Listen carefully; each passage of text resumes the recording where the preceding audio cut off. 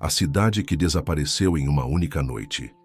Se eu não tivesse sentido o cheiro de fumaça, misturado ao sal do mar naquela madrugada, eu nunca teria acreditado que uma cidade inteira poderia desaparecer sem deixar um único vestígio. Era 3h14 da manhã, quando o silêncio se tornou ensurdecedor.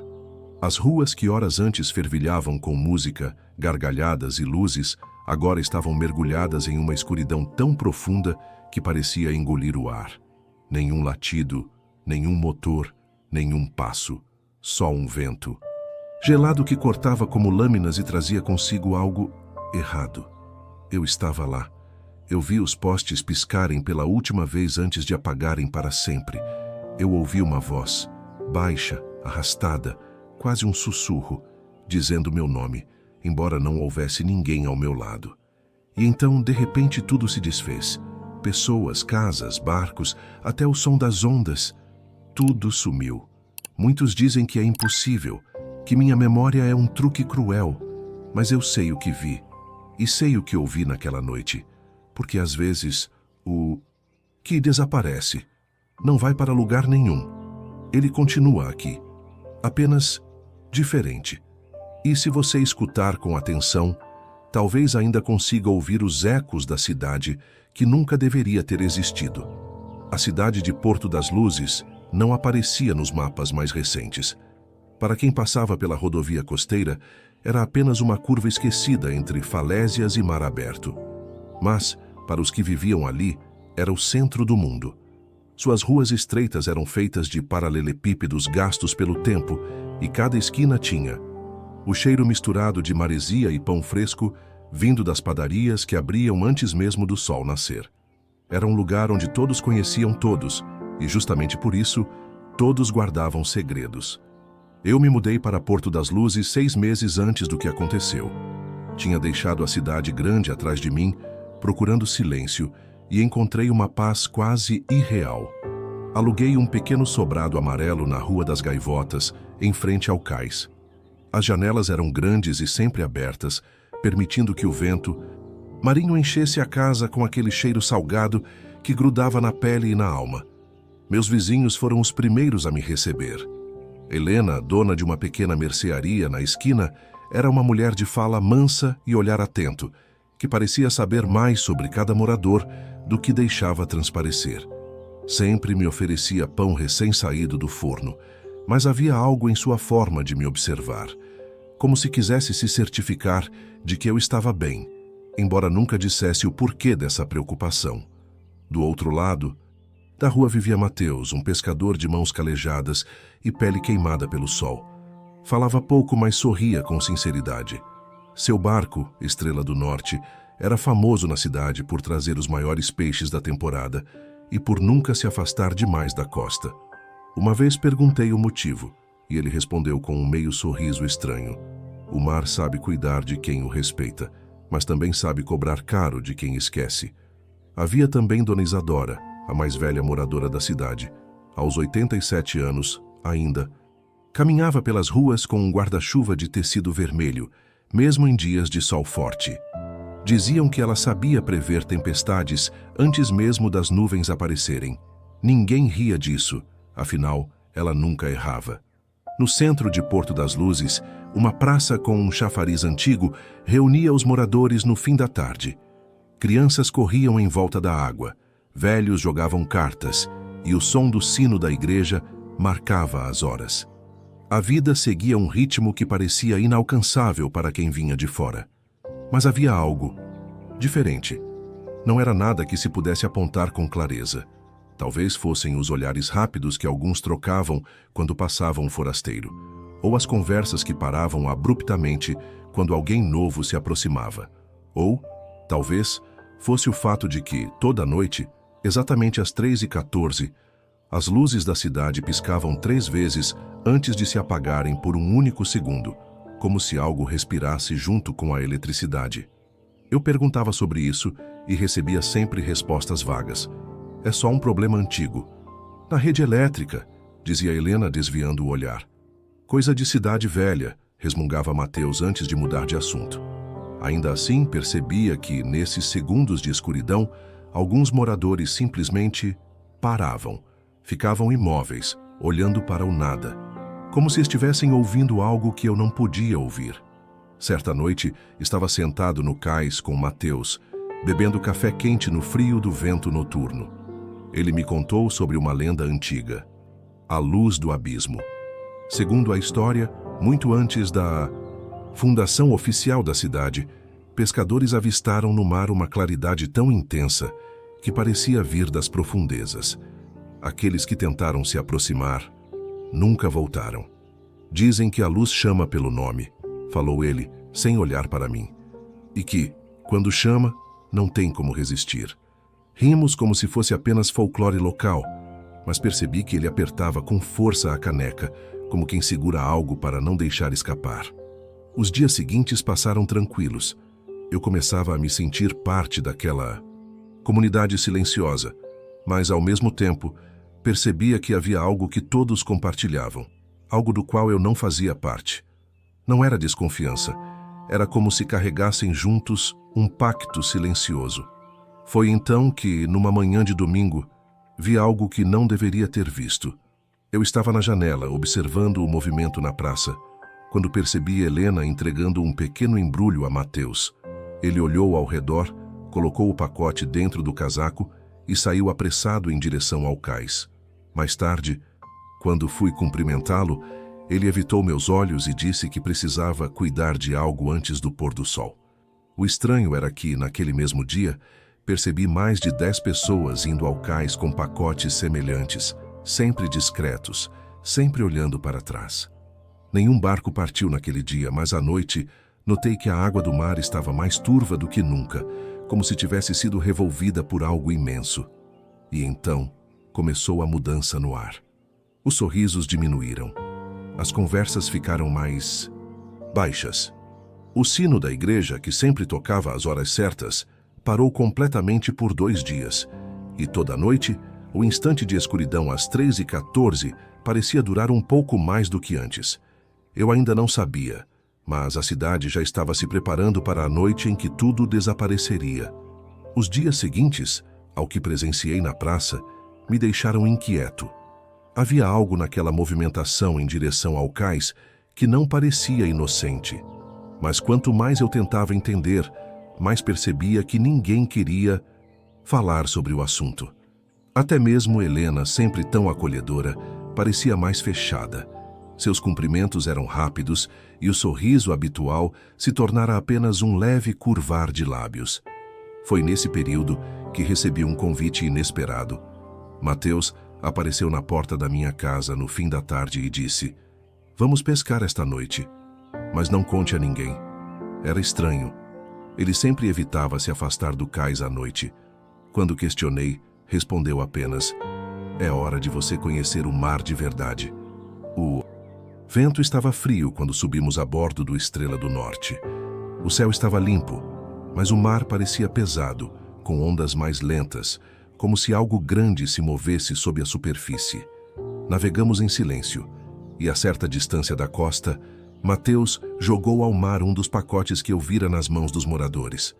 O embrulho afundou rápido, sem deixar rastros. "O que é isso?" perguntei. Ele hesitou. Os músculos da mandíbula se contraíram. "É uma tradição. Mantém a cidade protegida." Antes que eu pudesse insistir, um som estranho veio das profundezas. Não era o estalar típico das ondas batendo no casco. Era um chamado, grave, vibrante, que parecia atravessar o corpo. Por um instante, tive certeza de que ouvi meu próprio nome. Mateus empalideceu, puxou as redes às pressas e apontou o barco de volta ao cais. "Não olhe para trás", ordenou. "Nunca." "Olhe." Quando chegamos, ele não disse mais nada. Apenas me encarou por alguns segundos, como se quisesse ter certeza de que eu ainda estava ali, inteiro. Nos dias seguintes, percebi algo ainda mais estranho. Todos os moradores pareciam exaustos, como se não tivessem dormido. As olheiras eram profundas e havia um silêncio pesado nas ruas. Perguntei a Helena se estava tudo bem, e ela respondeu: "É só a época do ano. Alguns meses são mais difíceis aqui." Mas a mentira estava estampada no olhar dela, Na mesma semana aconteceu o erro que mudaria tudo. Fui até a praia antes do amanhecer e vi um jovem, que reconheci como sobrinho de Helena, caminhando sozinho pela areia, carregando outro daqueles pacotes. Ele parecia nervoso, olhando para os lados. Antes de chegar ao mar, porém, tropeçou e o pacote caiu, se abrindo parcialmente. Não consegui ver todo o conteúdo, mas por um instante achei ter visto ossos, pequenos, como de animais, e manchas escuras, secas, que pareciam sangue. O rapaz me viu observando e, num impulso, correu até mim. Segurou meu braço com força e disse com os olhos arregalados: "Você não entende.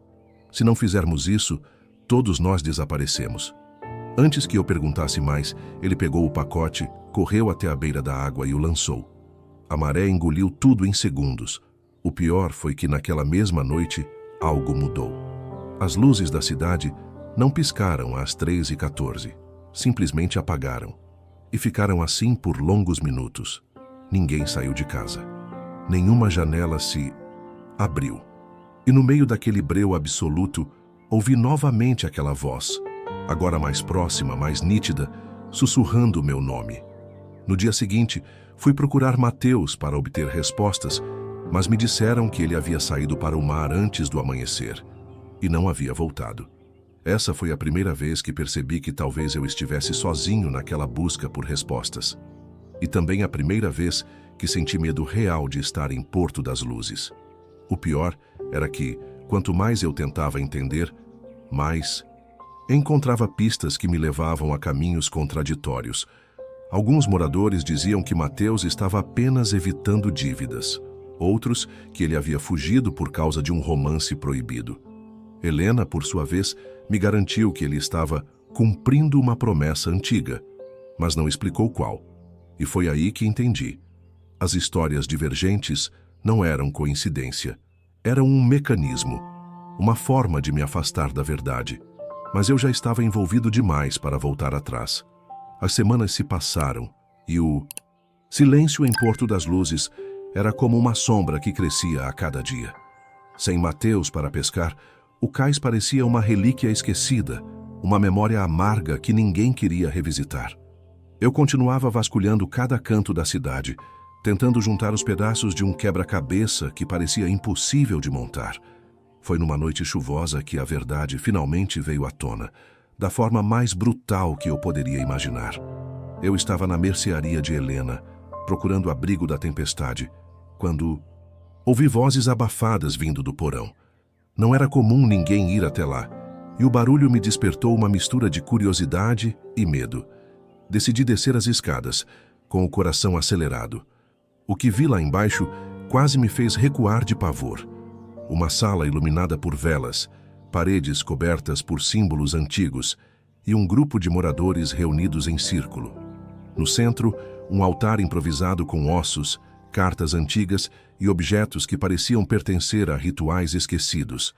Helena estava lá, seus olhos fixos em uma velha fotografia desgastada.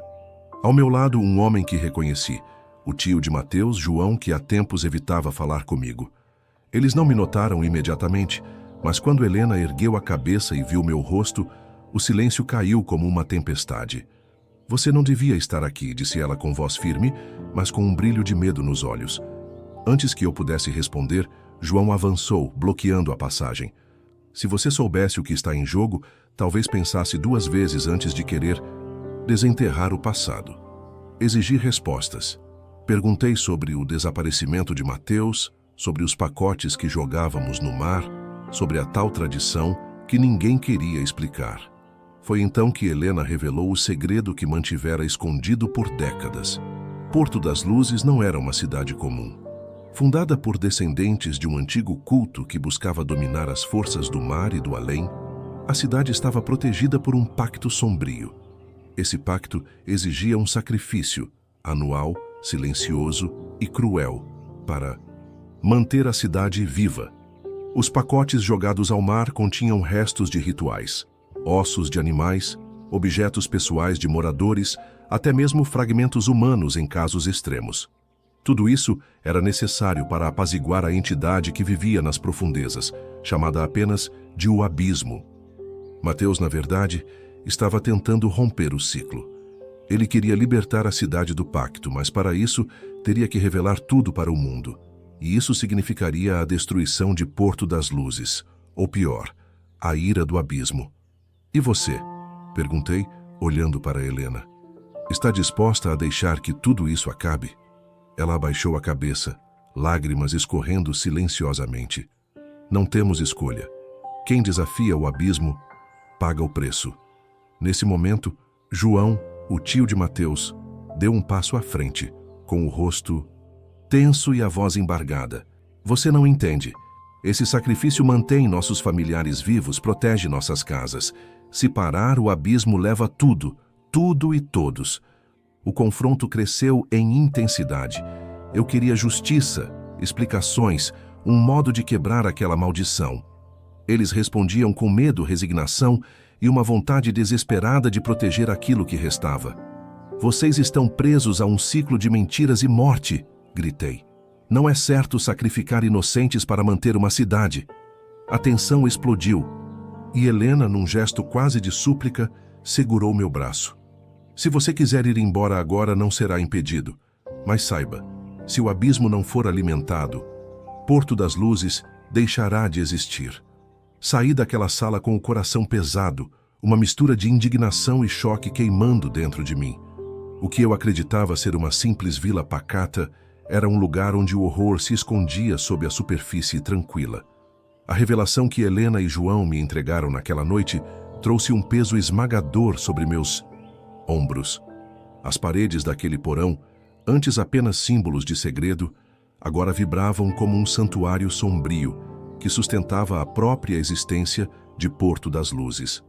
Eu não podia deixar de sentir a angústia profunda que aprisionava aqueles rostos cansados, enredados numa rede de medo e culpa que se estendia por gerações. Nos dias seguintes, a cidade parecia afundar em um silêncio pesado, como se toda a vida tivesse sido drenada de suas veias. As ruas, antes cheias de vida, estavam vazias. Helena, sempre tão firme, mostrava agora as rachaduras de sua alma. Seus olhos, antes tão decididos, tinham se perdido em um mar de dúvidas e arrependimentos. Eu tentei conversar com ela, tentar compreender a magnitude do que enfrentavam, mas as palavras eram pequenas demais para abarcar o que ela carregava. Eu nasci aqui e cresci acreditando que isso era normal, confessou em um sussurro, olhando para as mãos trêmulas. Agora, não sei se consigo continuar vivendo com essa mentira. O desaparecimento de Mateus pesava em todos. Para muitos ele era um herói, para outros um traidor que ousou desafiar o pacto. As tensões entre os moradores aumentavam, dividindo famílias, rompendo amizades que pareciam sólidas como pedra. A cada dia que passava, o medo se transformava em rancor, e o rancor em desespero. No meio desse turbilhão, comecei a notar que algo mais estava errado. Apesar da revelação, as luzes continuavam a piscar, agora com uma frequência cada vez maior. Era como se a cidade estivesse pedindo mais sacrifícios, mais silêncio, mais dor. Em uma noite de tempestade, encontrei-me com Dona Isadora, a anciã da cidade, conhecida por sua sabedoria e mistério. Ela me olhou com um olhar que parecia atravessar o tempo e me disse: o abismo não é apenas uma entidade, é a memória viva de tudo que já foi sacrificado, e ele quer mais. Ela me contou uma história que parecia um enigma. Anos atrás, houve uma tentativa de quebrar o ciclo. Um jovem como Mateus tentou revelar o segredo para o mundo, mas antes que pudesse falar, desapareceu sem deixar vestígios. Você acredita que Mateus corre o mesmo risco? Perguntei. Ela sorriu tristemente. A cidade escolhe quem pode ficar e quem deve partir. Enquanto isso, a cidade começava a se despedaçar por dentro. Famílias discutiam, portas se fechavam, olhares desconfiados cruzavam as ruas. Um sentimento coletivo de perda iminente tomou conta. Eu tentava manter a esperança, mas era difícil. Tudo ao meu redor parecia desmoronar, e a única certeza era que a noite em que tudo desapareceria estava chegando. Por fim, uma manhã, Helena me procurou com uma expressão desesperada. Descobri algo que pode mudar tudo, disse ela, puxando um velho diário das mãos trêmulas. É de um dos fundadores da cidade. Talvez haja uma saída. Ali, nas páginas amareladas pelo tempo, estava escrita a história de um ritual perdido, capaz de quebrar o pacto sem destruir a cidade. Mas o preço era inimaginável. Enquanto folheava as páginas, sentia o peso das escolhas que precisávamos fazer. Parecia que estávamos à beira de um abismo, não apenas físico, mas moral e espiritual. Eu queria acreditar que essa seria a solução, o fim do sofrimento. Mas uma voz interna me dizia que em Porto das Luzes nem tudo é o que parece. E naquela noite, quando as luzes finalmente se apagaram às 3h14, por longos minutos, eu ouvi um som estranho vindo do mar. Não o chamado antigo, mas um sussurro quase humano, cheio de dor e desespero. Era o som de uma cidade que se preparava para seu destino e de um segredo que estava longe de ser revelado por completo. A noite prometia ser diferente.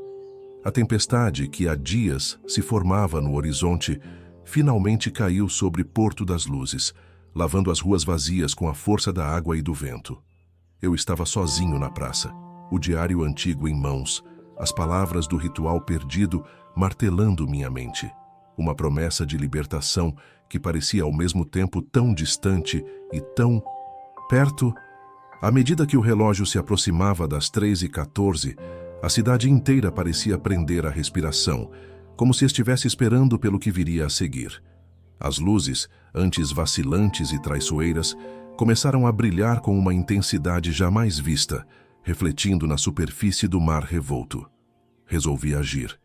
Se aquele ritual era a esperança, precisava ser tentado, mesmo sem garantias. Desci até o cais, onde os restos do Estrela do Norte balançavam com a fúria das ondas. O diário indicava que a chave estava no sacrifício consciente, não imposto pelo medo, mas oferecido pela vontade. Foi então que ouvi passos atrás de mim.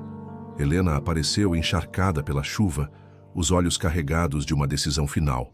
Você não precisa fazer isso sozinho, disse ela, estendendo a mão. Nós estamos juntos nisso. Juntos, iniciamos o ritual, lendo as palavras antigas em voz baixa, desenhando símbolos na areia molhada. O vento uivava e a água parecia pulsar sob nossos pés, como se a própria cidade estivesse viva e testemunhando aquele momento decisivo. De repente, um clarão cortou a escuridão e uma forma emergiu das profundezas. Não era uma criatura monstruosa como eu temia, mas uma figura humana, translúcida e feita de luz líquida, o próprio espírito da cidade, ou talvez do abismo. Ela falou com uma voz que ecoava dentro da alma. Vocês finalmente compreenderam. Nesse instante, tudo se transformou. As casas, as ruas, os rostos conhecidos, tudo começou a se dissolver, não em destruição, mas em transformação. Porto das Luzes não desaparecia. Estava renascendo, libertando-se do ciclo de medo e sacrifício. Mas havia um preço que eu não esperava. Para que a cidade sobrevivesse sem o pacto, um único morador deveria permanecer para sempre como guardião do abismo, uma alma presa entre os mundos para manter o equilíbrio. O choque me atingiu como uma onda. Quem será? Perguntei com o coração apertado. Helena olhou para mim e um sorriso triste se formou em seus lábios. Alguém que escolheu ficar, disse ela, os olhos brilhando. Alguém que entende que, às vezes, o verdadeiro sacrifício não é desaparecer, mas permanecer. Enquanto as primeiras luzes do amanhecer rompiam a tempestade, eu percebi que aquela escolha era minha. A cidade precisava de um guardião, e aquele que lutava para salvar Porto das Luzes era o único que podia assumir essa responsabilidade. Naquele momento, eu não era mais um estranho tentando desvendar um mistério. Eu era parte da história, parte do segredo, parte do sacrifício. E assim, enquanto a cidade se erguia em silêncio renovado, eu permaneci ali entre a luz e a sombra, sabendo que meu destino estava selado, para sempre. Se essa história tocou o seu coração, prepare-se. As próximas são ainda mais intensas. Aqui, cada episódio é um segredo contado no escuro, onde mistérios profundos e verdades ocultas esperam para serem revelados. Inscreva-se agora e faça parte dessa jornada, onde o impossível ganha voz e o invisível se torna real. Venha viver o que existe, além da vida. Porque às vezes desaparecer não é o fim, mas ficar é o verdadeiro preço da eternidade.